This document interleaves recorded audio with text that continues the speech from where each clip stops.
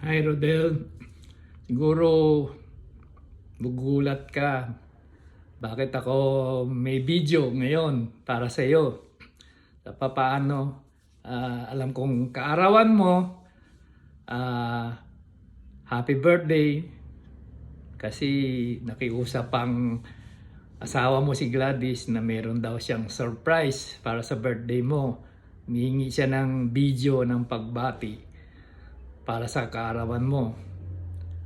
Pasensya ka na, wala man akong may bigay na regalo sa birthday mo.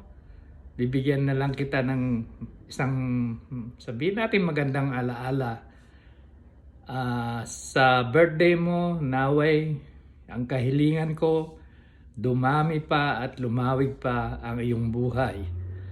Magkaroon kang malakas at matibay na katawan para magamit mo ito para sa pamilya mo, sa pagtatrabaho, lahat na ng bagay. Alam mo naman ang buhay, lalo na 50 anyos na tayo, maraming pagsubok na hindi natin maiiwasan darating sa ating buhay. Ang pagsubok, laging nandyan yan. Suliranin, mga problema, mga alalahanin. Isang bagay lang ang pwede kong sabihin, huwag kang magkaroon na di magtiwala sa ating Panginoon Diyos. Kung may pagsubok man, matuto kang siguro, hindi ka man nagsisimba o matuto kang manalangin.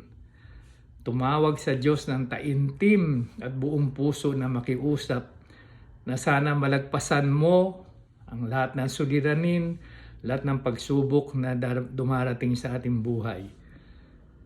At naway sa pamamagitan niyan, magkaroon ka ng panibagong pag-asa at sana'y gumanda pa ang pamumuhay nyo, magkaroon ng malakas na pangangatawan at kalusugan ng iyong asawa, tuluyan na siyang gumaling at wala nang alalahanin sa pamumuhay.